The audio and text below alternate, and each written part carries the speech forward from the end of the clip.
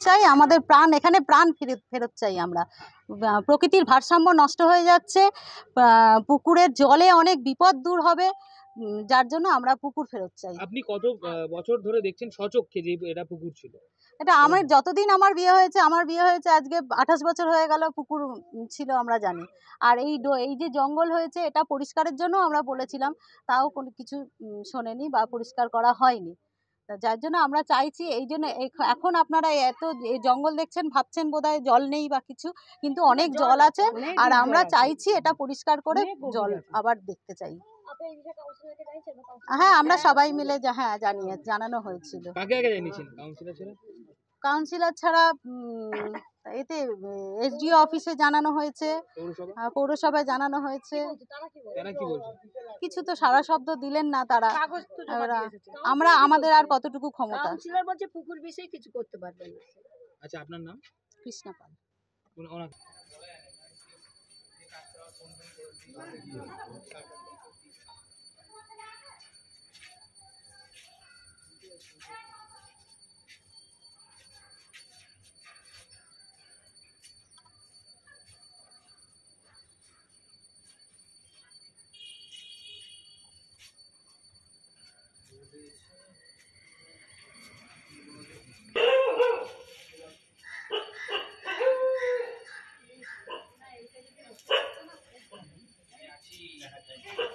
পুকুর ভরাট তো বেআইনি।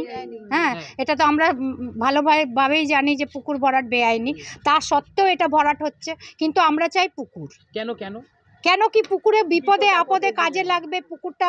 আমরা একটা ঠান্ডা যাই হোক, আমরা একটা ফ্রেশ হাওয়া পাবো আর পরিবেশটাও ভালো থাকবে।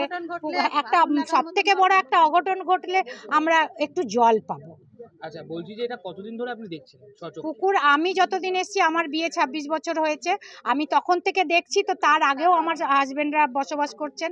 আমি জানি মোটামুটি 100 বছরের ওপর। এখানে কি জলজ প্রাণীরা থাকতো আগে? সানবাঁধানো ঘাট ছিল পুকুরে? হ্যাঁ হ্যাঁ হ্যাঁ, কি ছিল? পাকা।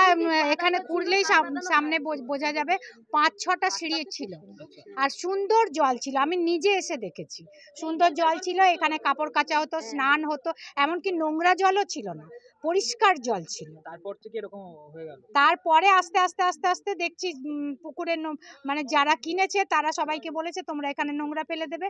আমরা জানি আমাদের এখানে মিউনিসিপ্যালিটির গাড়ি আসতো না, আমাদের নোংরা ফেলার জায়গা ছিল না। বাধ্য হয়ে আমরা এখানে নোংরা ফেলছিলাম।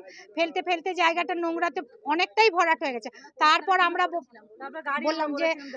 বললাম যে না, এমনি করে তো নোংরা ফেললে পুকুরটা নষ্ট হচ্ছে, আমাদের মশামাছি হচ্ছে, তা আমাদের একটা যেন এখানে গাড়ি দেওয়া হোক, ময়লা ফেলার গাড়ি দেওয়া হোক।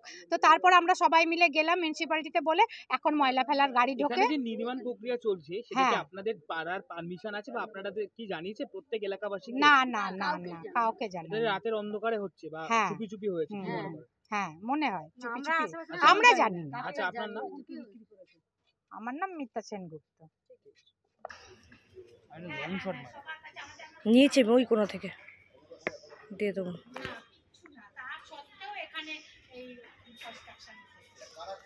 সেটা আমি তো জানি না। তলে তলে বিক্রি হয়ে যাচ্ছে, পুরোটা হয়ে যাবে। মনে হয় পুরোটা আমাদের পক্ষে সম্ভব। আপনাদের দিকে কি বলে, এটা কি সম্ভব?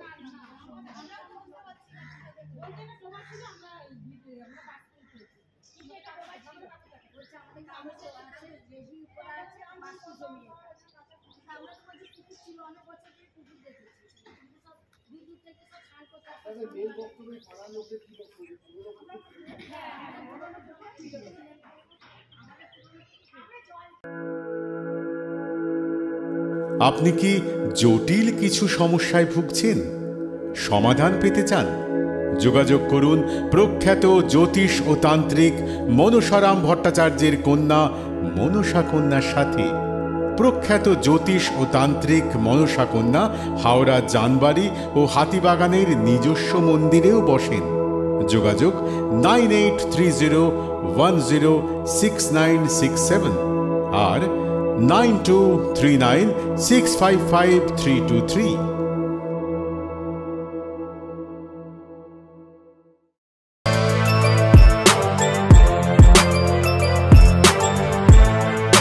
এখন অনেক বড় শ্রী লেদার্স হাওড়া ময়দান।